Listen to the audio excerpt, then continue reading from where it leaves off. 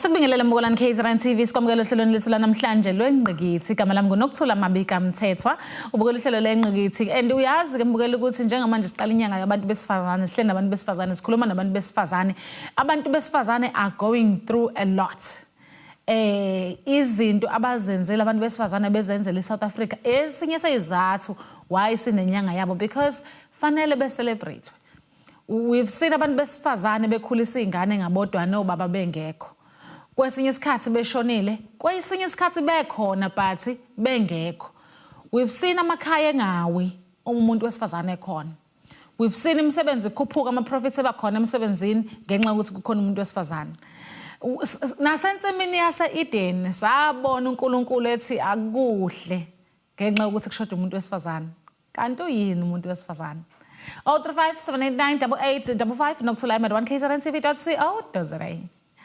Kanti mbukolani KZN TV bengizoyenza nobanikele show namhlanje njengoba sikhuluma nabantu besifazane kanti nginaye ke namhlanje umuntu wesifazane Lioness okuyena soke sithi ukukhuluma naye kabanzi ngendaba yomuntu wesifazane.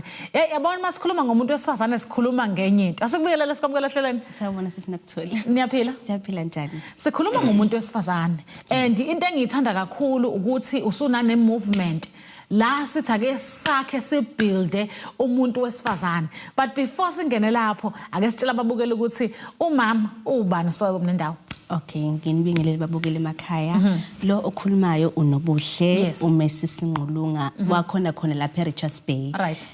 Ngokuzalwa ngazalelwa kwaSakamthethwa base bengintshontsha ke ngapha ke kwaSokhulu ke. Alright. Base bangenze Nkosiyabuma omncane khona yisingisuke from ekhaya singama Christian nje sisindisiwe impela ngizalo umfundisi but ngase ngasuka khona ngase ngajoin ibandla lama Nazareth because kubuka mneni wami bona bangama Nazareth. All right. Yebo. Mhlawumbe before singene kulokho ushintsho from being Christian to being Nazareth luhambe kanjani lube lula lube nzima kuhambe kanjani? It's been a journey impela bekuyindlela ethanda ukuba mazombe kodwa ke kuyashuka ukuthiwa la kukhona khona uthando nendlela ikhona. Bakwamukela kanjani ebandleni nasekhaya especially because umuntu osuka kwelinye ibandla bakwamukele kanjani?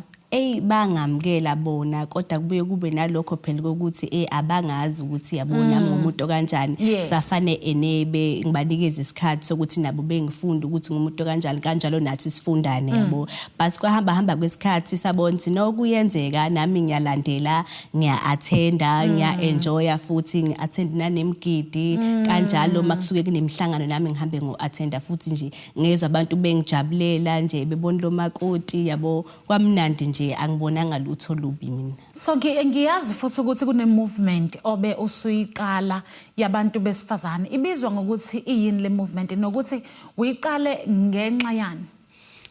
Igama le movement ibizwa ngokuthiwa The Wounded Lioness. Eqaleni kwayo i-event le ebizwa ukuthi The Wounded Lioness ela khona mina ngangizi identify njenge Lioness. Le Lioness lena qhubeka kwendlela ngase ngaba wounded ngalinyazwa izimo izindlela zempilo engidlule kuzo ngaqhubeka then ngase ngavele ngathi okay I am a wounded lioness. That's why ngase ngaqhamuka nombono la khona obizwa ukuthi The Wounded Lioness la khona ngithi ngifisa ukuthi abantu besifazane sizohlanganyela ndawonye sizoduduzana nami ngizobatshela indaba yami nabanye beshare ama stories abo ukuze abantu bengaboni sesiphumile nje ngaphandle sesibahle sesinamabhizinisi but bazi ukuthi nathi kunezimo la sidlula kuzo kukhona la esake sahamba khona salimala. Right. Ukulimala kwami ke mina ngalimala at a very young age. I think I was 16 years old. Yaphinda futhi lento because igcina siba ukhondono because I was a rape victim. Siyagcina yaphinda ya repeater futhi eminyakeni futhi siqhubeka sihamba. But uJehova wangisiza kulokho because nganginenzondo kakhulu. Nganginenzondo nginamaqhubu but along the way wangifundisa ukuthethelela, wangifundisa ukuxolela, wangifundisa ukuzamukela kakhulu. wase wangifundisa ukuthi angibe nesibindi ke manje sokuthi uma kukhona onenkinga ebhekene nale mina engangadlula kuyona ngikwazi nami ukuthi ngimlalele ngiphe indlebe ngimuphe futhi kanjalo nezaluleko neyalo ukuthi no nami I've been there nami ngawa kanje ngangalimala nami kanje but lendlela siswami dade wami iyahambeka ilula nje ufuna ukuthi wena uzamkele wena uzithande usithethelele kanjalo futhi usixolele. Uyazi ukuthi ukhuluma indaba ebalekile ukuthi kwesinye isikhathi ngeke umthole lo okulimazile ukuthi ezoxolisa but mawuzoyixolela wena uzokwazi ukuthi uqhubeke and uyaphila. Uyaphila. And kubalekile because ukhuluma nendaba yokuthi abantu basibona sesiphuma ngaphandle sesibahle abazi ukuthi kwesinye isikhathi umuntu lesimo akusona nami ngidlulile kuleso simo leso and ngaphuma uNkulunkulu wangilekelela. Kunjalo and kunabantu abaningi abaphilana nezimo emakhaya nje ka rejection yabo because nami I faced that kakhulukazi indabeni yobaba nje ba ignorant kakhulu ematwaneni bamantombazane nami I faced the rejection because nami ijourney yami kuvuliwa ama case ngangifisa nami ukuthi wami babe ngibambe ngesandla banqinise but umama was there yabo along the whole journey yabo sihamba indaba zezinkantolo nendaba zamacala but nje ubaba nje wayetshengisa ukuthi akazingeni endilokho kushisa isilonda esikhulu phezulu kwesilonda vele sesidalekile and kuhle because one usudlulile kulendlela number 2 uNkulunkulu kwazile ukukulekelela ukuthi uzodlula kanjani kunabantu abakulesimo lesi abanye akaze even bekhulume ngakho but mase simbuka thina simbona ukuthi lo muntu wanenzondo kanjena lo muntu ongaxoleli kanjena kanti udlule kuzo zonke lezi zimo lezi nezi worse than lezoyishoyo kunjalo abantu badlule imini ezinzima ezisabisayo ugcina umuntu esedevelopa inhliziyo embi thothi umuntu useshintshile usenonya nje usenenhliziyo embi akasinalo uthando nabantu yaba-reject uyabaphusha kuyena thothi abanye bathanda ukusondela kuyena bayamthanda but uthola ukuthi nje akasayingeni indaba yabantu ngenxa ukuthi walimala kakhulu. Now i-impact ye-event yokuqala because ngiyazi ukuthi lesiya kuyona manje yesibili iyaba kanjani?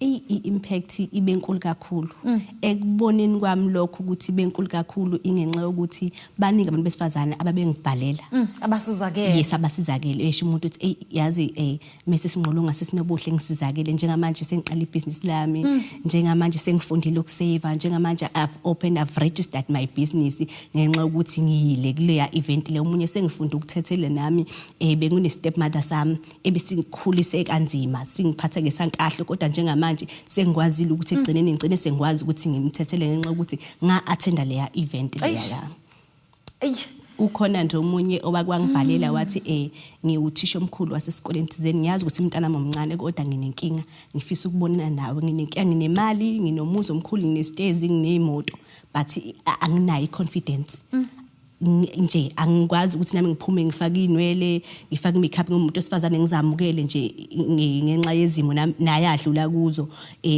ezigcina zimenza ukuthi egcine esezenyeza ngobiyena. Kanti masikhuluma ngomuntu wesifazane sikhuluma ngobani? Umuntu wesifazane sikhuluma ngembokodo. Sikhuluma ngomuntu wesifazane umuntu onesibindi umuntu onesineke umuntu ovikela umndeni wakhe umuntu ovikela abantwana bakhe umuntu othanda umndeni wakhe umuntu owenza ikhala ifudumale umuntu okhulekayo umuntu onezimfundiso ezinhle ebantwaneni bakhe kanjalo nasemndenini wakhe umuntu othanda umyeni wakhe. Yazi ukuthi iyangikhathaza ke le if kuukuthi one ukhuluma indaba yokuthi fanele sakhane njengabantu besifazane waphinde wakhuluma ukuthi kuyenzeka futhi silimazane njengabantu besifazane ngizala ingane ngiyilimaze kufika ingane yamyeni wami ngiyilimaze njengomuntu wesifazane ngenxa yezimo nami engisuke ngidlule kuzona kusuka sekwenze njani if umuntu wesifazane selimaza omunye umuntu wesifazane uma simbeka njengento enhle kanje umuntu wesifazane? Iyona lento esiqale sayikhuluma yendaba yokubamba amaqhubu kugcine sekukhanda isilwane ugcine nawe usuwenza izinto ngenxa yobuhlungu obuzwa ngaphakathi lento igcina isikuphendula isikwenza umuntu nawe ungasiyena ngenxa yokuthi nawe udinga i-counselling nawe ulimele. Udinga umuntu nawe ozokududuza ozokuhaga athi it's gonna be okay. So lezi zinto lezi gcina sesiyibona seyihamba seziya ngisho ebantwaneni thothi umuntu usephatha kabi ingane ekhaya uyahadulisa nje ukhahlela ngisho izinkukhu nje ngenxa ukuthi une-enga ucasukile une-enga. Udinga i-counselling, udinga nje abantu besifazane abanye bemhage noma umuntu eseduzane naye angakwazi ukukhuluma naye ngoba esikhathini samanje sekwashintsha izinto uyathi uxule umuntu ayithatha indaba yakhe ayisele kude yabo ugcina usuyisola ukuthi yazi ukuba ngimvulelanga inhliziyo yami yebo but njengakusho ukuthi ukuthola mhlawumbe umama mhlawumbe wasenkonzweni noma omthembayo okhulile mawukuthi umuntu osabayo ukudisclose yabo emasukhuluma naye ke ukuze uzozizwa ungcono. Asitolo. Mbona KZN TV yazi ukuthi sisenyangeni yabantu besifazane la sethi we celebrating bonke abantu besifazane abahambile ngaphambili nabakhona nasebabancane abasakhula because siya understand ukubaleka komuntu wesifazane. Sikhuluma ngeimbokodo ke namhlanje seyitolo siyabuya.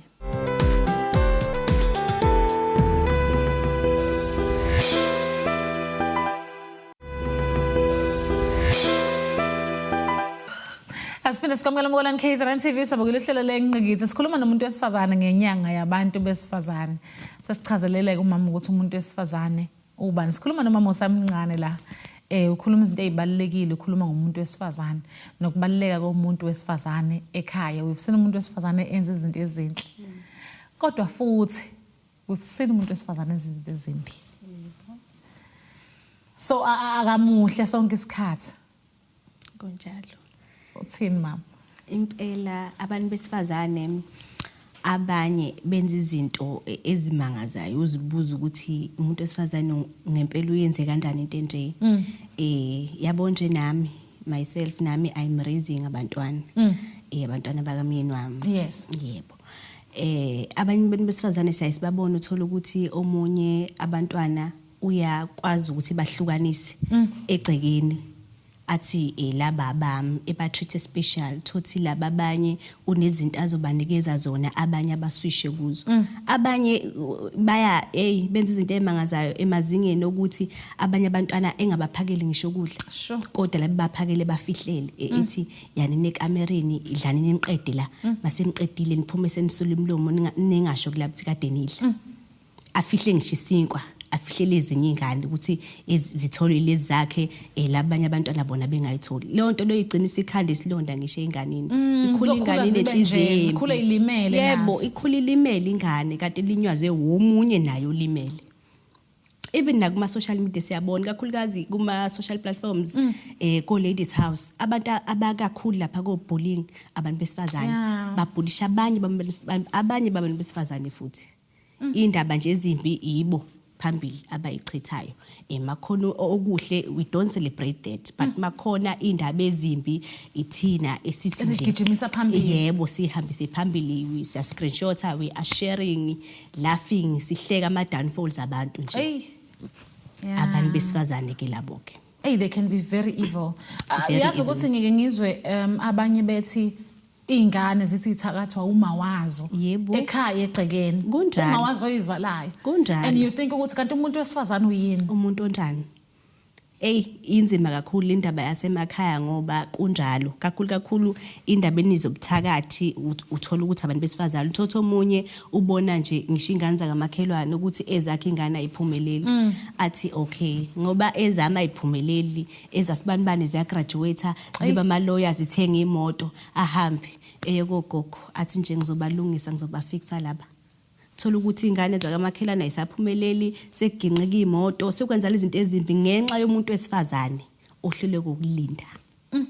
isikhathi and ngiyazi ukuthi obaba nabo bayaye becomplain betshele ngomuntu wesifazane ethi hayi ungambona ehamba ngiyamazi mina ukuthi enjani ukuthi we can also be very evil nasemshadweni le esisuke sihlele yona kakhulu kune platform nje sayivula nomunye umama usontshikazi la khona sicounselisha abantu besifazane abadlule emini ehlokeni uzohleke lapha uma abantu besilisa beze nenkinga zabo ethi umama wakami ngimfakela imali engango 4.5 ngithi akahamba yogross available lunch bar ayibeke phezulu kwetafula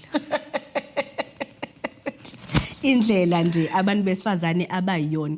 So masihamba sibuka indaba yakho ukuthi sisukapi wakhala kakhulu wadazuluka nje wakhala wathi ene walimala ngesikhathi ebenemiscarriage. Cabanga imiscarriage ka17 years ago. Sure. Namanje shithi lonto leyo yamlimaza akaze ayithola iproper counseling because singabantu asifani nathi yabo asifani. Thotho omunye hayi kwakuyinto encane nadlule kuyona but omunye kube into enzima ahluleke ukudlula kuyona. Yabona nje sinokuthula into ade sikhuluma igcinisa iveza lokho ukuthi abantu besifazane uma suke umuntu wesifazane limele isilonda singaneswa singabhandishwa singagcotshisa umuthi sigcina sesibhibha kugcine sekukhanda omunye umuntu obungayitshela ukuthi yoke be uyena gcina uthola ukuthi umuntu wesifazane senenhliziyo embi usenenhliziyo elikhuni along the way kanti akaneswanga akamtholanga umuntu ozomsondeza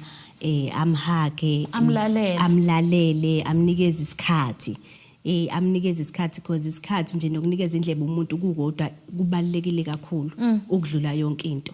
Uma kukhona futhi ongakwenza ungaphezulu kwalokho mhlawumbe umnikeza umkhuleko nalokho futhi kusuye kumsiza ukuthi akwazi ukudlula esimeni adlule ngenxa ukuthi sibhekana lezi inkinga nje nabesifazana abashisa amadoda ngehoteli mfowethu benza izinto ridiculous ngenxa ukuthi lo muntu uselimele kakhulu useyinto engeke isalungiseka abaningi nje basemajele bangena ngenxa ukuthi umuntu enza into ngisho engasayicabanga ngenxa yobuhlungu benhliziyo kakhulu but ke futhi sisinokuthula siyayisibone nabanye bekhononda even ngisho nasemsebenzini ethi umuntu kungcono ngisho ukuphatha umuntu wesilisa ukuphatha umuntu wesifazane because thina masike saba kuyipower hayi shame siyabukisa siyabukisa ngoba umuntu wesifazane nje ukuje ukorobhe ngaye emsebenzini ukuze bekubone nje ukuthi wena we boss lady. Baningi abantu besifazana abasuicidal ngenxa yezinto ababhekana nazo emsebenzini. And uzo resign yephi because lo msebenzi wona olethe isinkwe ekhaya. Iwona olethe isinkwe ekhaya but fana hlale njalo ekseni uyahamba uye toilet ukhalisa umunye umuntu wesifazane.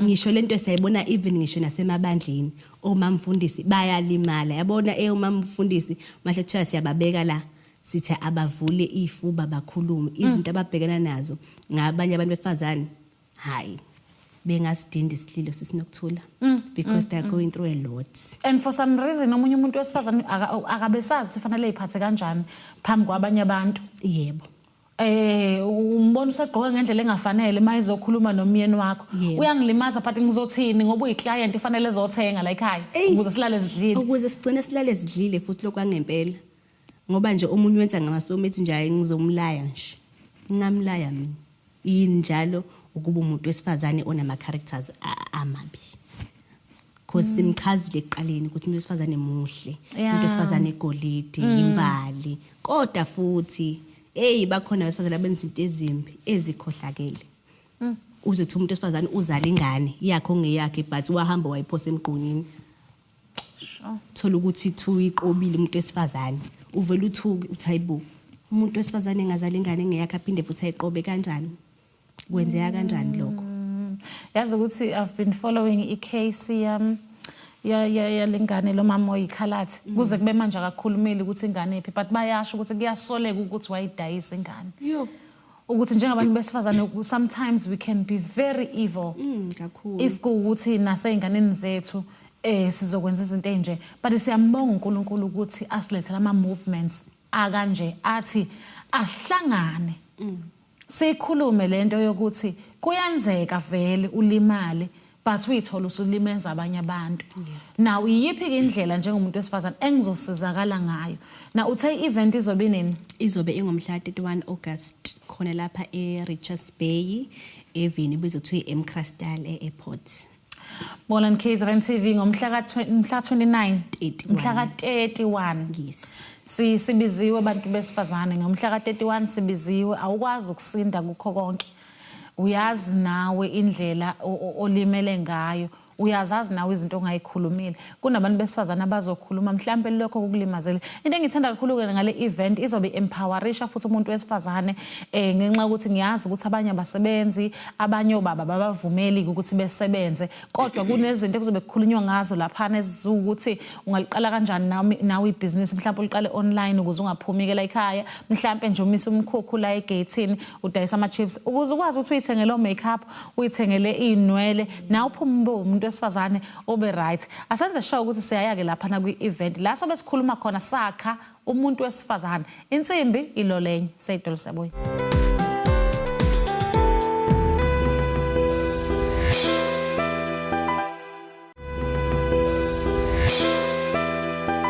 Asipena sikwamukela mbona KZN TV sabukela uhlelo lenqgithi sikhuluma ngomuntu wesifazane inyanga yabantu besifazane sizokwakhana sithi insimbi ilola enye. If ubuka umuntu wesifazane oma bethu ubuka thina igeneration yethu nje manje laba abalingana nathi ukhona umehluko ikakhulukazi ngoba thina sesinama technology thina sesihambisa ama CV ngamafoni silele endlini izinto sasibona ku TikTok uyawubona nomehluko umuntu wesifazane ekhula umehluko omkhulu kakhulu sisinokuthula ngoba uma sibheka even namanje omama bethu indlela abakhuthele ngayo abafani nathi thina sazi noma sicotshwayo WhatsApp no TikTok ngoba asiyanqena simakade siyozela oma bethu bavuka ekseni ngonkwi behambe bexova amagwinya abanye benze ufish behambe beyodayisa benza ama fried beyosebenzela abantwana babo bedayisa ama snack behambe beyothenga behambe beyodayisa abanye badayisa ngisho banana behambe beyotshala lina liduma emelapha esheltheni ishaya imvula kodwa ethi nje ngoba ngiyazazi ukuthi ngifuna ini ngizohlala la noma imvula ini kodwa thina njengamanje silinda ukutshela abantu ukuthi awungizwele phela makukuthi kuyaqashwa emsebenzini wakho yinjalo masubona sengena ukhazini wakhe sewufuna ukumzonda but when you are sitting comfortable lapha ekhaya awenzi lutho eWhatsApp yes uyayi TikTokela njalo una stress awuqali lutho ukukhisha ama supply enwele ukukhisha ama supply o skin care awufuni uqala lutho wena ufuna ukudayisa wena uthi mina amshaye Nkosi yami nje nginamahloni unamanga uphakeme uphakeme wena phuma uyodayisa phuma uyodayisa angeke uze wehlakalele isithunzi because wena uyazazi ukuthi ufuna ini. Uyazi ukuthi afusina abanye beba amarana ethi uma ubhizi nje mina ngizohamba ngiyokuthengela ngendlela amathuba asemaningi ngayo and ukhuluma omama nje lo abakwaziyo bekuyilokho nje ukuthi evuka ngo4 eyoma ebhasini athenge but thina sesinikiwe amathuba njengobusho ukuthi sekunezinto zokugcoba ekufuna ngabe siyayidayisa but umuntu ohleli nje kodwa makufanele uthola imali yedatha fanele ayithole okunye ngeke azamele ngishiya ingane zakhe ayizalame fanele izanyele ugogo lapha erank kumele izanyele ugogo and ugogo bethu nomama bethu bathwele kanzima ngenxa yabantu nje abahlezi bengafune kwenza lutho abangafune ukudayisa abafune kwenza ngobusho nje indaba yomarana mina ngihlezi ngisho ngithi eneme usuku uhlala kuGoli nakoThekwini usuku unamathuba ngempela because ungaba irana ngitshela nje uma uyirana ngo150 kuthiwa uthola abantu abawu10 ngosuku ulala unamalini lapho more than 1000 wokhamba nje ungela umuntu esitolo ufike umthengele usuyenzile imali but nje thina sirelaxile kakhulu asenze lutho asitshali siyanqina kwagcina ngomama ukulima yes because even nje iBhayibheli Izaga 6:6 liyasho lithi yana intuthwaneni vilandini ubone izindlela zawo uhlakaniphe yona ingenambonisa inambusi ilungisa nokho isinkwa sayo but thina sisilungisi sihlezi futhi ke uyazi ukuthi usakhuluma ngesami isinkwa ngihlula ngisho ukulungisela izingane zami ke engizala mina ke ngoba sebabona impela maka enzo bahola ngisho nemali yegrant uthola ukuthi ingane izohamba ishiye kagogo ehambele nemali ekhadi ashaya chithi ayozabuya imali siphelile ugogo mela abona ukuthi ingane inabukelisa kanjani ugogo fanele bonze ingane iphathana esikoleni inkinga ngoba sothi sibabiza kwi-event sithi asolo lana bazovele bengezi yabo futhi ke bavele bengafuni nanokuza ngisho sesibabiza sithi wozani ngomhla ka 31 August bakithi sizolulekisana mahala Nkosi yami uthola izinto eziningi lapha yana izinto eziningi endlela esimanga uphuma inqondo yakhe iguquliwe lapha kuleya event izinto eziningi zisuke ziguquliwe inqondo yakhe iphuma ingafani naqala uphuma nje une energy yokuqala something new noseqalile nokuthi mangise ngifuna uxhaso ngiya kanjani because nami ngine experience entweni lezi njenge zoxhaso la nami ngihambe ngqonqoza kugcine kwenzeka ngenxa ukuthi ngisukumile because daycare nami ngafika ngayiqala nje inkulisa ngaqala inkulisa ngiqala egarage ngenxa ukuthi ngibona yona amathuba omsebenzi ukuthi awekho but ngase ngwagcina kwangenelela uTransnet wagcina usungixhasa wathi no asimakheli sakhiwe because yabona Nkosi yami uyathanda ukugcina abantwana but inkinga indaba kanayo yes wagcina ke sengqonqoza wangakhela isakhiwo wangakhela ama toilet engane kade siyithoilet sisemaphoyeni ngenxa ukuthi ngakhetha ukusukuma ngaye kuba ishosha ngasukuma ukube walinda ukuthi umsebenzi ayikho ngabe namanje ngihambe ngizonda abantu wayikhuluma ke ngendaba manje yebo uthi ngabe namanje ngihambe ngizonda abantu ngithi abangifake emsebenzini ngabe ngizonda abantu nje ngithi abangifake emsebenzini bafaka nabo Mbolan Kaizer TV sikhuluma indaba ezibalekile ke namhlanje sikhuluma nomuntu wesifazane ikakhulukazi njengoba kuyinyanga yabantu besifazane sithi asisukumeni abantu besifazane asisukumeni esilolane kodwa ke noma ke awusukume ake siye ukusukuma sonke because mangithi uzolinda mina ukuthi awusukume nawo ukuthi ekhakini ngakini tuck shop ikhona abantu abadlula ngakini behambe beyothenga phesheya bedlula la iduze kwakho ngeke ukuthi ukwazi ukuqala mhlambe ngo350 wakho uqala udayisa ogwayi uqala udayisa otamatisi angeke kuze kulunge because into esishoyo sithi asakhane njengabantu besifazane asinga advisani kuphela ngezinto ezimbi njengoba dubeka lapha na yini nama ladies house ukuthi lapho izinto ezikhulunywayo uma kukhulunywa ngo sex abantu besifazane bavuka beme ngenyawo mangathiwa nje akwenziwa ama event ama sex bengagijima befike phambili because izona izinto abafuna ukuphawula kakhulu kuzona bese kuthi lezi ezokuthi akwakhiwane kukhulunywe kiwe phambili bevele benyamalale bengabe besatholakala kunjalo abantu abafuni nje kuba exposed to intweni esuke zizobasiza because ama event akanje yathi suke kunama nurses kusuke kukhona ama psychologist kukhona ama speech therapist kusuke kuyibona so bezosiluleka ngezimo ezahlukahlukene bedila nje nomqondo umuntu wesifazane bekuhlakaza njenga nanaba prophets suke sinabo basuke bekhona kanjalo sisuke si-introduce nendaba yomkhuleko ukuthi baleke kanjani besifazane ukuthi abe nesisekelo sokuthi isisekelo sakhe umuntu wesifazane it has to be prayer akuba umthandazo kuyonke into yakhe indlela zakho zonke uzazisa uJehova asedolo Mbolan Kaizer TV sedolo siyabuya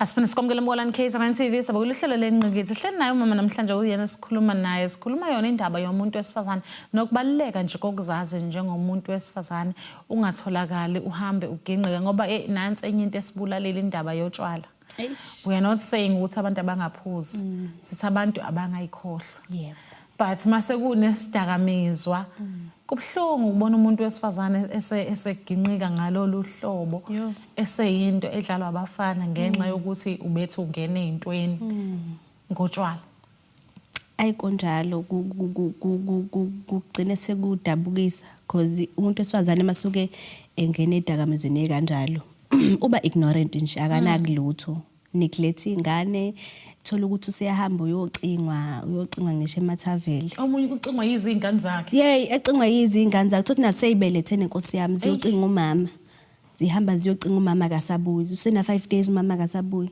thina sike sayibona ke lento ngapha emakhaya kunosisi nje bengahlali phansi ingane zaze zakhula nazo zabelethana eshiye ngisho okuncane webele akushiye thothi bahamba mama wakhe bemcinge bese bemthola ethaveli fe bethi dark ingane kuyibeshiyekeni bethi mama sisikhathele phela nathi ungashiyela ingane 5 days wonke mama iyakhala ingane phela Nkosi yami ingane ifuna ibele akhona bisa akho lutho ngenxa yazidakamizelo sesikhuluma ngazo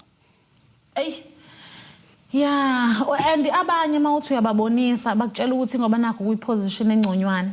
Kunjani? Abasakwazi ukuboniseka. Abanye kanjalo vele abasakwazi ukuboniseka ethi hawu phela yena usho kahle ngoba nakuphela ushadile. Usho kahle la ngoba unomyeni osebenzayo. Usho kahle phela ngoba bona bayifundiswa bafunde kakhulu. Ngoba bafunde kakhulu phela bona. And sorry kancane ngicela ukunqumula and kubhlungu because ngikhuluma le iyayifundiswa because sengiyizwe kaningi. Iqiniso lithi wemama sinikwa amathuba alinganayo. Yebo. Sonke sinikiwe ukuthi asihambeni sesikoleni. Yebo. Wathi uhulumeni if kuukuthi ukudla ninakho ekhaya esikoleni uzokufika. And kuyadliwa ezikoleni. Wathi uhulumeni phasa e-university uzothola uNSFAS. Uthi ukhokhela tuition fee akunikeze imali yokuthi uyithengele ukudla. Amathuba siwanikwe alingana. Maningi amathuba ngendlela eyisimanga. Yabo nje kunesikole esinye ngisaziyo esikhona khona lapha entseni kuthiwa isentiwe. Kufunda umuntu ograde nje uyakwazi ukungena. Uyofunda kwenziwa ama skills manje kwenziwa welding o baking ukufunda nje kumahala uyafunda uzuqede ngaleko ukukhokha ngisho 100 rand registration awukhokhi ngisho isent uyafunda makuphela unyaka ugraduate kwenziwa ama computer mahala ama license mahala ungathatha ngisho ama course amangaki umuthanda indlela nje imfundo esimahala ngakhona la eSouth Africa siyabona nje umuntu usuke eyekela ngempela ngoba usuke engathandi but nje akekho umuntu ongamsola ngalokho because even nako Unisa nje kumahala nje ubutararanta nje but ke umuntu ke yena avilaphe enzele ukuthi egcineni azonde thina azondo umakhelane wakhe azonde owayefunda naye sembone sehamba ngemoto sebephakeme phela sibanibani phakeme phela ekubeni sonke sanikeza ithuba elifanayo yena wa decide ukuthi mhlambe mina ngizoyizalela nje ingane zami ngibe yinto nje yokudlela abafana because ezinye izinto ngendlela abazali bethu ababesikhulise ngayo babesixwayisile ngezinye izinto esisenkingeni zazo manje kahle kahle into esekufanele uyibone ukuthi umama wayengitshelile ngahluleka ngavuka kanjani ngiyithatha kodwa ke nali ithuba nansi event sisabantu abeza kwi-event la sizofundisana khona sizololana khona nala sizomtshela khona ukuthi hamba uyofunda kuphi yebo awuregister ngalutho nje kumahala information nje yonke oyitholayo nje isuke inzulu kakhulu kuleya event uyazi ukuthi enye into esengike ngayibona ngasekhaya akekho umuntu ogundayo nje indawo nje ukuthi kuthiwa cha laphana kuyagundwa asinaye nje umuntu ogundayo umshini kodwa u100 rand ukugunda nje amakhanda mawufika la eRichards Bay edolobheni ufica abantu bokufika njengoba lina nje kumakhaza lishisa kakhulu bese ematendeni bezama imali abanye bephethe lezi zinto zayimoto ama wiper nani behamba idolobha lonke ngoba bahluphekile bedayisela thina ngoba thina asixayekile asihluphekile asinasikhathe business ufuna ukuzama asifuni lutho and asifuni lutho silinde nje umlungu uthi angiqashi asifunde ukuqala kwethu asinaso isibindi sokuqala ama business ethu ngo 350 nje thatha sikhuluma ngawo 350 sibonelelo esithola wonke umuntu asikhethi ibala lamuntu thatha 350 wakho ubeke uqala ibusiness lakho ubone ukuthi ngawukhulisa kanjani kukhona ngisho amalokhuzana la eSouth 32 akhona akhulisa ama business ufike uhambe uregister kwi database ufike ungene usho ukuthi nginekhishi ngiyapheka bekuthengela icontainer bekukhandela ikhishi umunye usisi nje simaziyo la unesalon naye bamxhasa kanjalo bamakhela isaluni bamfakele full furniture everything every equipment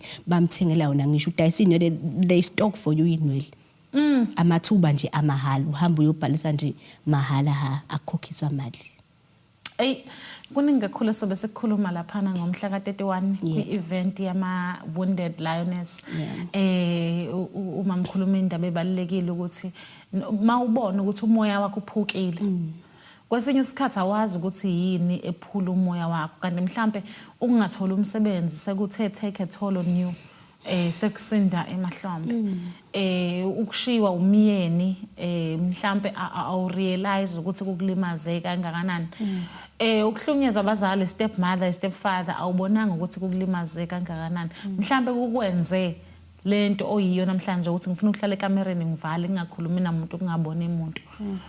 Uthi mama kamathuba khona and ngomhla ka-31 kwi-event yama-Wounded Lioness, kwi-event yethu bantu besifazane. So besikhuluma ngalezo zinto lezo kanti bazobe bekhona futhi neminyango ekwazi ukuthi kulekelele 1 mentally, 2 ikwazi ukukulekelela ukuthi uqale ibhizinisi ngoba indlela olimele ngayo ayifuni ukuthi uye kwi-relationship. Ayifuni ukuthi uye emshadweni. Kahle kahle ayifuni ukuthi uye emsebenzini because nasemsebenzini uzofika edala isixakaxaka. Makufika yena aqale kube nomsindo, makufika yena aqale kube nama-gossips because ulimele vele lafika khona ulimaza bonke abantu ahlangene nabo. Asigoqe.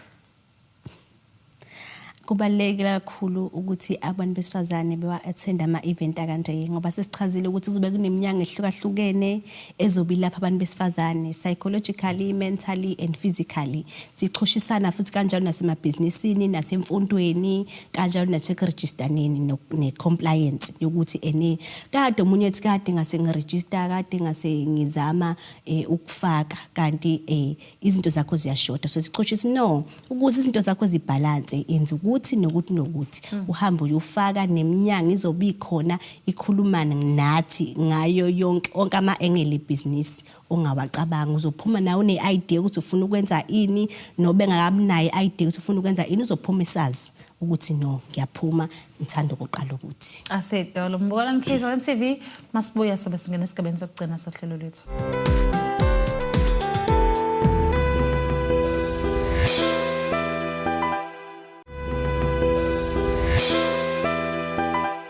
Asibona sikwamukela Mbukela KZN TV njengoba singena esigabeni sokugcina ngiyaxolisa sohlelo lwethu sona lesithetela umama ukuthi avalelise ukuze sikwazi ukuthi silungiselele phela ukuthi sekwi-event yama-Wounded Lioness ukuze sikwazi siyolekelela namazwi akho okugcina mama sesiyahamba. Ngiyabonga kakhulu sisinokuthola ithuba ngiphe lona. Amazwi ami okugcina nje kubantu besifazane sengivala ukuthi asihambeni nawo umkhosi usubiziwe with the Wounded Lioness ozobe use-Richards Bay. Thatha njengobonayo ayini uma nje ku-red because i-theme yethu ithi all shades of red. Lapha sobe sizorepresenta i-danger ukuthi umuntu wesifazane naye ingozi bo. Sesiphumile singamesifazane sizobhonga emswaneni, sizothandana, sizosekana, sizosupportana. Ngiyacela nawe umntaka baba ukuthi uma ungakacabangi ukuthi uhleleke manje ukuthi asihambeni siye nawo umkhosi. Asiphinde sikhumbuzana izobe kuphi event? Izobe ise-Richards Bay e-airport. Even ibizwa kuthiwa ise-Crystal ngomhla ka-31 August kobe kuyisonto kobe kuqala ngo-10 ekuseni till late. Ikhona imali ekhokhwayo amathikithi athengwayo? Ikhona imali ekhokhwayo ama-early bird awu-650 bese ukuthi njengamanje esisele nawo amathikithi ngoba sebawabhubhudlile lamanye sewu-800. Asibonga kakhulu. Nitholakala kuziphi inombolo? Sitholakala ku-078 551 8618. Phindele 078 551 8618. Siphe Twitter, Facebook, TikTok. Okay. Ku-Facebook siyatholakala igama le-page i-The Wounded Lioness event. Bese kuthi on Instagram i-The Wounded Lioness.